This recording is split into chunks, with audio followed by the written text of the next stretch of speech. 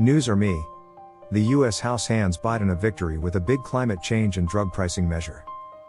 On Friday, the Democratic-controlled U.S. House of Representatives passed a $430 billion measure regarded as the largest climate package in U.S. history, marking a huge legislative triumph for President Joe Biden ahead of the midterm elections on November 8.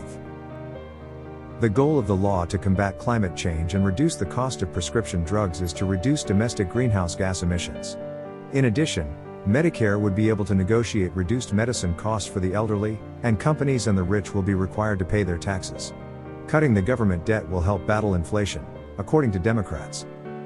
The House voted along party lines, 220 to 207, to enact the Inflation Reduction Act and send it to Vice President Biden for signature.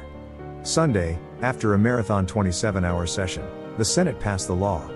Read further. Biden said he would sign the law within the next week, followed by a party at the White House on September 6 commemorating what he described as historic legislation. The American people triumphed today. Lost special interests, Biden said on Twitter.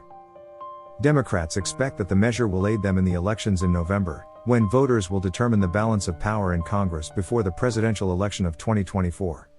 The Republicans are expected to gain a majority in the House and have a chance of taking control of the Senate.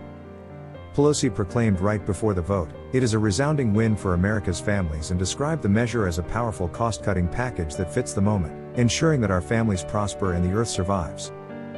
Biden intends to go throughout the nation to promote the measure and several other legislative successes when many people have turned against him due to rising inflation. Read further. A Reuters/Ipsos survey conducted on August 3 and 4 reveals that almost half of Americans, including 69% of Democrats and 34% of Republicans, favor the climate and drug price legislation. Read further. The measure has been met with mixed reactions from business organizations since it might result in increased tax bills for certain corporations while protecting the fossil fuel sector.